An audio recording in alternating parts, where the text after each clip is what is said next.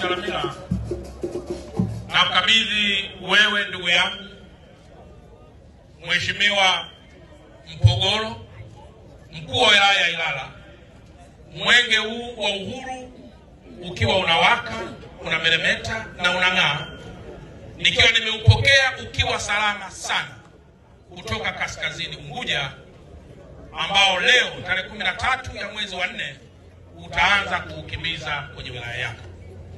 Aidha, na kukabidhi pia waratibu wa mbio za mwenge 3 pamoja na wakimbiza mwenge wa uhuru 6 wakiongozwa na ndugu Mwang'onda Wazo, kiongozi wa mbio za mwenge uhuru kwa mwaka 2026 mwaka huu.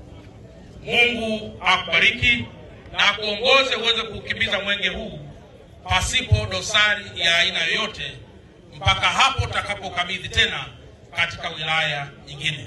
Mungu akusaidie.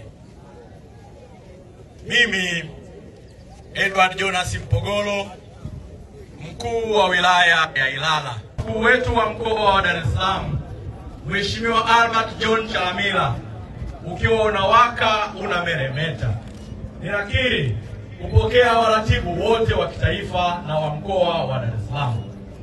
Ninakiri kupokea wakimbiza mwenge wote wa kitaifa wakiongozwa na ndugu yetu na kaka yetu Wazo Mwang'onda.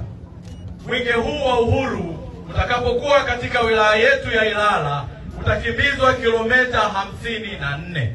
Utaweza kukagua, kuona na kuweka mawe ya msingi katika miradi 7 yenye thamani ya shilingi bilioni 151,822.